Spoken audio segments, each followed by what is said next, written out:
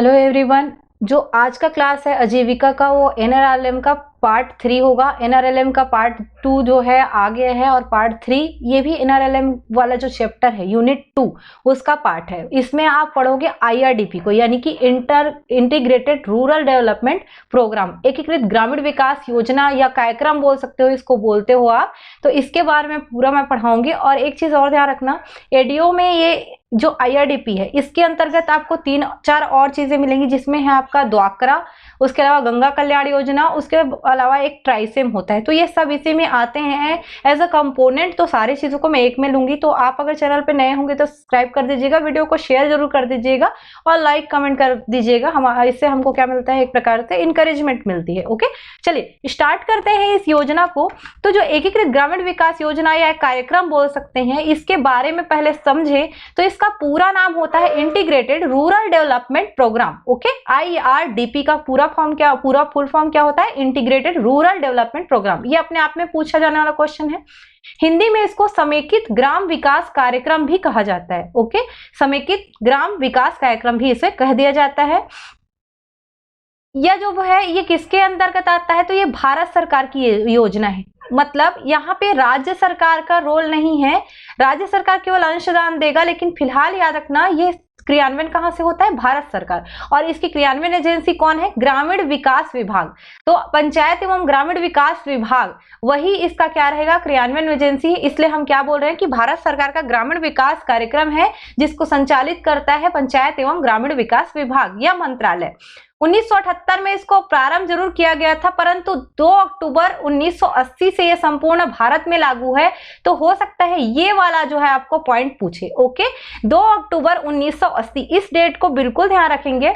2 अक्टूबर 1980 वाले से पूरे भारत में लागू हुआ है, तो इस डेट को आपको लेना है। भले 78 से शुरू हुआ है, कई बुक्स में आपको 78 ही मिलेगा, लेकिन आपको उसको ध्यान रखना है, उससे आपका काम बनेगा 80 वाला। 2 अक्टूबर से शुरू होता है। जनरली ग्रामीण वगैरह जो कार्यक्रम वगैरह रहते हैं वो ज्यादातर देखे हो तो 2 अक्टूबर 1980 ध्यान रखेंगे।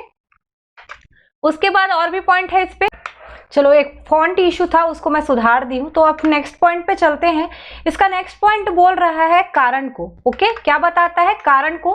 कारण बताएगा कि क्यों इस प्रोग्राम की हमको जरूरत पड़ी। तो 1960 का टाइम था जब हम लोग के पास एक अकाल पड़ा। अकाल वाला चीज 1960-65 में ज्यादातर पड़ रहा था, और उस समय हमारी जो पूरी योजनाएं थी वो कृषि पे बेस्ड थी। तो कितना भी हम कृषि को बढ़ाने का प्रयास कर रहे थे, 1960 के दशक में अचानक से कृषि विकास के कारण जो है खाद्यान्न की कमी हो जाती है। मतलब धान्य कृषि की विकास। ओके, ये मुख्य ध्यान लिखा, मतलब सॉरी, मुख्य ध्यान जो है कृषि विकास पर ही बल रहता है, बल देते हैं। तो हम क्या करते हैं, खाद्यान्न की कमी हो जाती है। कृषि विकास यानी कि आप जितना हो सके उत्पादन करो जिससे आपको ज्यादातर लाभ हो। पर लोग क्या अलग अलग फसल उगाने लगे और खाद्यान्न पे जो है कमी आ गई। तो इस कमी को ही दूर करने के लिए, इस जो क्षेत्रीय असंतुलन और आय की विषमता वाली जो समस्या थी इसके कारण, उसको दूर करने के लिए समेकित ग्राम विकास कार्यक्रम आया।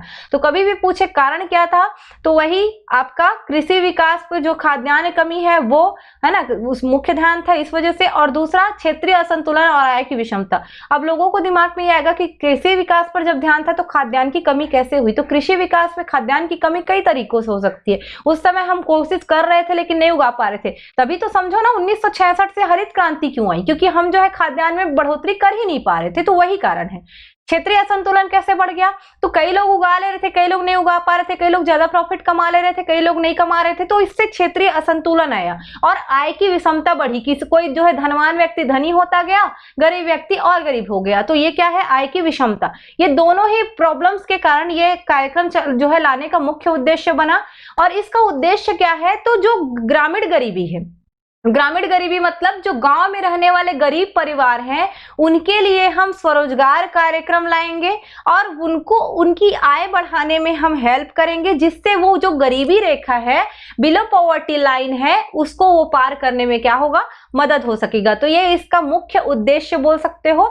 और मुख्य रूप से जो भी गरीब परिवार जो इससे लक्षित होंगे वो गरीबी रेखा से जो नीचे जीवन यापन कर रहे हैं वो ही लक्षित होंगे। जैसे छोटे किसान, ग्रामीण मजदूर, कृषि मजदूर, या ऐसे लोग जो मैला वैला ढोते हैं, या और जो गांव के जो खेतों में काम करते हैं। मतलब निचले तबके का व्यक्ति ही इसमें क्या होगा, लक्षित होगा। तो कैसे गरीब परिवार?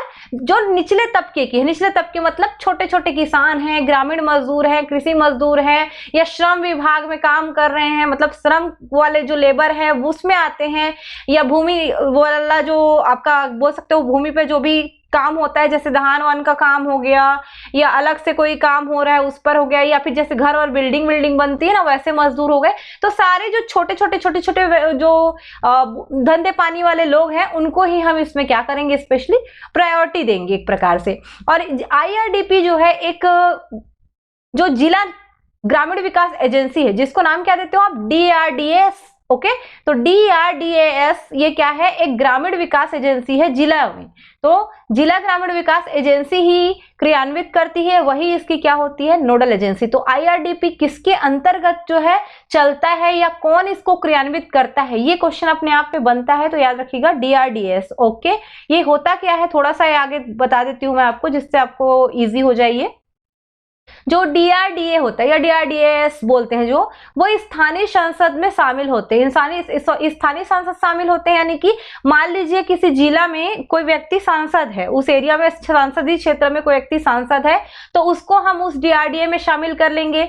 इसमें इस जो जिला इसमें जो है एक अध्यक्ष होगा, जो जिला परिषद का अध्यक्ष होगा। उसके अलावा SC ST जो महिला है वो भी इसमें प्रतिनिधि बन सकते हैं, SC ST और महिला। उसके अलावा जैसे जमीनी स्तर पर है तो ब्लॉक कार्यक्रम है, तो लागू करने के लिए जो भी ब्लॉक के अधिकारी हैं उन सबको इसमें शामिल किया जा सकता है। तो ST SC है ना, जिला परिषद का अध्यक्ष, स्थानीय जो सांसद होगा वो, और महिलाएं और ब्लॉक के जो भी अधिकारी है जो इनको लागू करने का काम करेंगे, वो सारे जो है DRDA के लिए DRDA में शामिल होंगे। और ये DRDA वाले क्या करेंगे, आपका IRDP को जो लागू करने का काम जो है करेंगे। और राज्य स्तर पर अब इसको निगरानी करना है, तो राज्य स्तर पर भी इन जिला जो ग्रामीण विकास एजेंसी है उन पर निगरानी करने के लिए राज्य स्तरीय एक समन्वय समिति भी रहेगी। तो राज्य स्तरीय समन्वय समितियां क्या करेंगी, इस IRDP की जो प्रोग्राम है उसकी निगरानी तो करेगी, और जो DRDA है वो काम कैसे कर रहा है, वो IRDP को बढ़ाने में कुछ सहायता कर रहा है या नहीं, ये सारी चीजों की निगरानी करेंगे। बात कर लेते हैं थोड़ा सा और चौथी पंचवर्षीय योजना। ओके, चौथी पंचवर्षीय योजना में आय की विषमता को कम करने का प्रयास किया गया। इसके लिए कई उपाय किए गए, जिसमें से आपका था पहला न्यूनतम आवश्यकताओं का राष्ट्रीय कार्यक्रम, पिछड़े क्षेत्रों का विकास को बढ़ावा देने के लिए कार्यक्रम, विशेष लक्ष्य समूह के लिए गरीबी उन्मूलन कार्यक्रम। उसके बाद 1973 में एक लघु किसान विकास कार्यक्रम भी आया, जिसमें अलग अलग किसानों को बांटा गया। जैसे सीमांत किसान किसको बोला गया, जो 1 हेक्टेयर से कम किसी भूमि रखते हैं, लघु किसान जो 1 से 2 हेक्टेयर भूमि रखते हैं, और एक कृषि मजदूर या कृषि मजदूरी है ना, तो कृषि मजदूर बोल सकते हो इसको। ये कौन होते हैं, जो अपनी आय का 50% से अधिक कृषि में या कृषि श्रमिक के रूप में कमाता है, वो कृषि मजदूर कहलाता है। तो सीमांत किसान, लघु किसान, कृषि मजदूर, ये जो किसान विकास कार्यक्रम है उसके अंतर्गत परिभाषित किया गया, इसको डाला गया। अब ये पहले से बताने का उद्देश्य क्या है, तो चौथे में हमने क्या किया, कोशिश किया उस आय की विषमता को कम करने पर, हम जो है सफल नहीं हुए। फिर हमने IRDP को लाया और हम क्या बोल सकते हैं, एक प्रकार से ग्रामीण क्षेत्रों पे ज्यादा फोकस करने लगे, ताकि वो जो आय की विषमता है वो कम हो सके, जो बिलो पॉवर्टी लाइन है उसको व्यक्ति पार कर सके। तो ये सारे प्रोग्राम इसमें आएंगे। इस प्रोग्राम में एक और चीज था, इसके उद्देश्य क्या है, तो ऋण, सिंचाई या फसलों के लिए न्यूनतम समर्थन मूल्य उपलब्ध कराना, ये भी इसमें आएगा। गरीबी रेखा से ऊपर लाने के लिए ग्रामीण गरीबों को इनपुट देंगे, जिससे गरीबी का जो है उन्मूलन हो पाएगा। विपणन की व्यवस्था देंगे, जिससे क्या करेंगे, जो भी व्यक्ति का जो है कोई प्रोडक्ट बना रहा है या कृषि उत्पाद है उसको क्या करेगा, वो विपणन करेगा। विपणन की व्यवस्था मतलब बेचने वचने के लिए आप जो पूरा व्यवस्था दोगे, जिससे क्या होगा कि जो कृषि कार्य है वो भी जीवनोपयोगी बन जाएगा। तो ये सारे इसके उद्देश्य हैं। विशेषता क्या है IRDP की, तो इसमें लघु एवं सीमांत किसान, खेतीहर मजदूर, ग्रामीण कारीगर या जैसे ऐसे सभी लोग जो अपने छोटे छोटे आजीविका के लिए किसी स्रोत पर निर्भर है और जिनकी वार्षिक आय 11,000 से कम है, उन सभी को हम किस में डाल देंगे, IRDP में। और IRDP के लिए सब मैंने पहले ही बता चुका है, जिला ग्रामीण विकास एजेंसी ही पूरा काम करती है, district rural development agencies. Okay, इसलिए DRDAS भी बोल दिया जाता है इसको। केंद्र और राज्य की हिस्सेदारी इसमें 50-50 रहती है, ये मोस्ट इंपॉर्टेंट क्वेश्चन है। उसके बाद लघु किसान को इसमें 25% सब्सिडी दिया जाएगा, ग्रामीण श्रमिक और ग्रामीण जो कारीगर है उनको 33% सब्सिडी दिया जाएगा, और एसटी एससी और शारीरिक विकलांग है तो 50%। तो कैसे बटा है? 33% लघु किसान, तो उसके बाद आपका जो है लघु किसान 25%, 33% जो कृषि श्रमिक है और ग्रामीण जो कारीगर है उनको, और एसटी एससी और महिला को 50%। तो ये हो सकता है क्वेश्चन उठा दे सब्सिडी से। और 50% जो आपका अनुपात है खर्च का, व्यय का, उसको भी ध्यान आपको रखना पड़ेगा। चलिए सीमाएं देख लेते हैं। इसमें अगर आप देख पा रहे होंगे केवल भूमि आधारित गतिविधि पर ध्यान दे रहा है, कृषि मजदूर, ग्रामीण कारीगर, मतलब उसके अलावा उद्योग पे जा ही नहीं रहा है। तो इसने क्या किया, केवल भूमि आधारित जो गतिविधियां है या भूमि आधारित रोजगार है केवल उस पर फोकस किया, अन्य किसी क्षेत्र से रोजगार उपलब्ध करा सके इस बात पे ध्यान दिया ही नहीं। तो ये जो योजना थी ये जो है सीमांकित हो गई, मतलब उसमें कमी जो है आपको दिखने लगेगी थोड़ा न थोड़ा। उसके बाद हम क्या करेंगे कि कुछ और जो है इसके अंतर्गत काम करेंगे जिससे योजना थोड़ा अच्छा हो जाए, जिसमें देख लेते हैं पहला क्या क्या मिलेगा। तो इसमें जो पहला मिलेगा वो है आईआरडीपी के घटक में ट्राइसेम। ट्राइसेम को बोला जाता है ग्रामीण युवाओं के लिए स्वरोजगार के लिए प्रशिक्षण। ओके, तो ट्राइसेम का फुल फॉर्म है training of rural youth for self employment. तो क्या होगा पूरा? ट्राइसेम, ग्रामीण युवाओं के लिए स्वरोजगार के लिए प्रशिक्षण। 15 अगस्त 1979 को इसको शुरू किया गया था। ग्रामीण क्षेत्र में गरीबी रेखा से जो भी नीचे जीवन यापन करने वाले हैं, अभी युवाओं के लिए है तो युवा को डालोगे, युवा मतलब 18 से 35 वर्ष के आयु वाले, इनमें कौशल एवं उद्यमिता को बढ़ावा देंगे, प्रशिक्षण देंगे उनको ताकि वो अपने लिए स्वरोजगार प्राप्त कर सके। प्रति वर्ष इसमें 2 लाख जो ग्रामीण क्षेत्र के युवा है उनको टारगेट किया गया है प्रशिक्षण के लिए। बीपीएल परिवार का है तो उसमें कम से कम एक युवा सदस्य को जरूर लेंगे, और जो जिनकी वार्षिक आय 3500 रुपए है, ऐसे जो ग्रामीण परिवार हैं उनके जो युवा हैं उनमें प्रति ब्लॉक 40 युवाओं को शामिल करने का लक्ष्य रखा गया है। उसके साथ साथ एसटी एससी को 50% आरक्षण और महिलाओं को 40% इसमें आरक्षण दिया जाएगा। ओके, आईआरडीपी में एसटी एससी महिला मिला के था, लेकिन यहाँ पे एसटी एससी को 50% है और महिला को 40%। तो ये ट्राइसेम है, training of rural youth for self employment, इसको ध्यान रखेंगे।